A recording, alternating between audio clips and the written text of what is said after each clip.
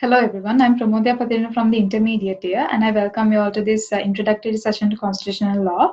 And since this is an introductory session, I'll be giving you a subject overview and also we'll be discussing about the paper structure and then I'll move on to the first few sections of constitutional law. So discussing about the paper structure, in a paper we get 9 questions out of which we have to answer 6 questions. And in order to answer 6 questions, you should have studied at least 6 sections. And I would say it's safer to go to 7 or 8 sections. And if you studied past papers, you might have seen that there are several areas that get questioned more frequently than the others. And I think I would not be exaggerating if I said that areas like constitutionalism and the rule of law appear in almost all the papers. And then there are several other sections like the separation of powers, supremacy of the parliament, independence of the judiciary, the 19th Amendment, and fundamental rights that get questioned frequently. And if you had a look at the 2019 October paper, you might have seen that there was a rather peculiar question, which was the third one, which was about the effect of changing party by a member of parliament and the expulsion with respect to Article 99(13) of the Constitution. So this is a very specific area and it has never been questioned before.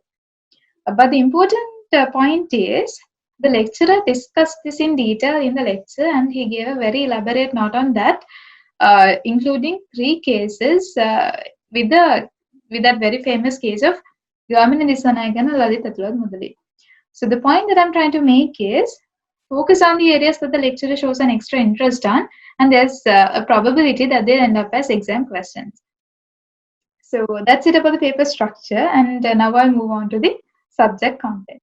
So, so basically, in constitutional law, we have to study several areas, and first I'll list out the areas: Introduction to Constitutional Law, Classification of Constitutions, Sovereign Power of the People, and I'll be discussing about these 3 areas today. And constitutionalism, rule of law, separation of powers, supremacy of parliament, the independence of the judiciary, fundamental rights, directive principles of state policy and fundamental duties, executive presidency and immunity, proportional representation, referendum, and the important amendments like the 13th Amendment and 19th Amendment. So moving on to the subject introduction, there we have to study basic definitions, the definitions of constitution and the constitutional law. So constitutional law is the study of the whole system of government of a particular country. And this is not only the study of the constitution alone. It includes the whole system of the government. And also moving on to the definition of the constitution, it is the set of fundamental principles and the rules and the precedents according to which a certain country is governed. And these principles set out how the country is governed, how the laws are made, and by whom. And an important point to be noted here is this set of principles doesn't necessarily have to be written down in a single document. This is because we can identify certain countries where we don't find these principles laid down in a separate document. For example, in United Kingdom. I'll be discussing about this in detail when it comes to the classification of constitutions and codified and uncodified constitutions. And yes, and also this constitution serves as an important means of establishing the extent of powers of the rulers of the country. And now I'll move on to the classification of constitutions. So this is an area that has the potential of being questioned. So in 2019, we got a question on autochthonous constitution, and in 2018 October paper, there was a question on unitary state. So here we can identify 4 basic classifications, which are written and unwritten constitutions, rigid and flexible constitutions, unitary and federal constitutions, and granted and autochthonous constitutions. So I'll begin with written and unwritten constitutions. So as the name suggests, A written constitution is where the fundamental principles, the rules, or with regard to governing of a particular country are laid down in a single formal document. The 1972 Constitution, 1978 Constitution of Sri Lanka would be ideal examples for this. And if we take an unwritten constitution, these principles are not laid down in a single document, and these rules are derived from the statutes of the country and also the case law of the country. United Kingdom is an example for this. So that's it about the written and unwritten constitutions. Now I'll move on to unitary and federal constitutions. So this is an important area. A unitary state is where the national government or the central government is legally, which means constitutionally, is supreme than the other subsidiary bodies that might be present in the country. Which means that the sovereignty of the central government is undivided and its powers are unrestricted. So, as per Justice Sharvananda in the 13th Amendment, he has listed out two important criteria with regard to a unitary state. The first one is the supremacy of the central parliament, which is the point that I described earlier. The second one is the absence of subsidiary sovereign bodies. And in here, the emphasis should be made on the word sovereign bodies, which means that this fact doesn't mean that there cannot be any subsidiary bodies in the country that make laws. It only means that these subsidiary bodies cannot be sovereign. These bodies exist and can be abolished at the discretion of the central government. So, Sri Lanka is an example for a unitary state, and this has been provided by the Article 2 of the 1978 Constitution, which very precisely says the Republic of Sri Lanka is a unitary state.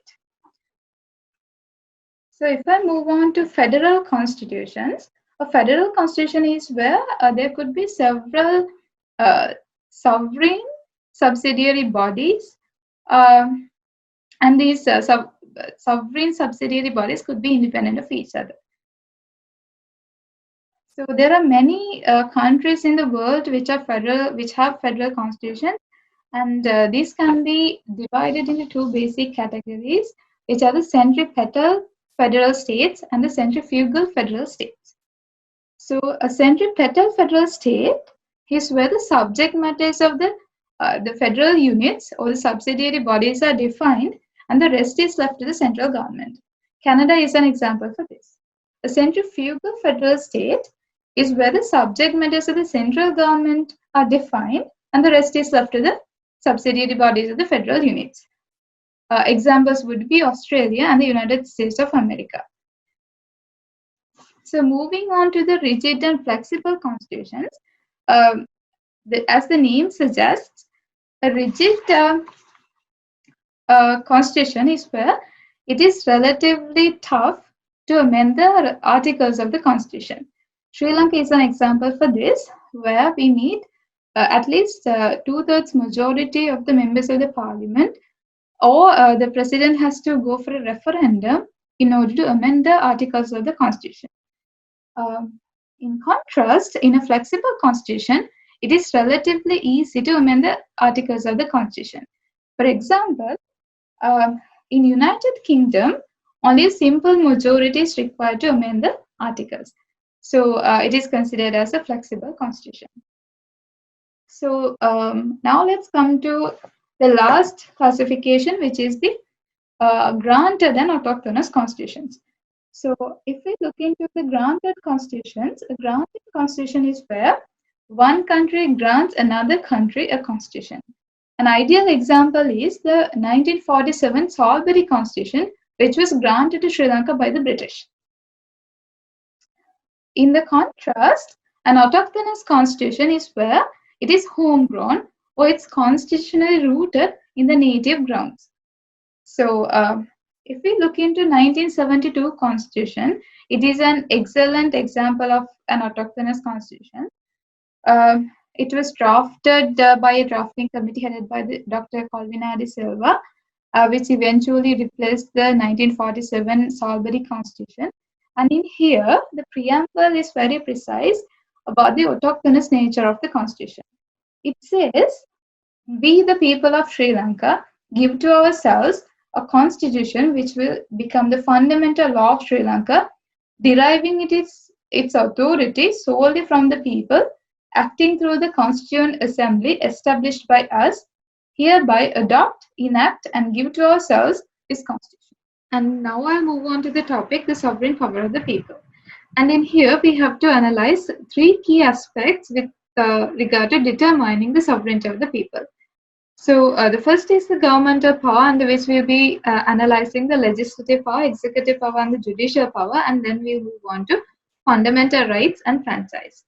And here I'll be analyzing the articles of both the 1972 Constitution and 1978 Constitution, and attempt to determine the extent up to which these articles provide for the sovereignty of the people.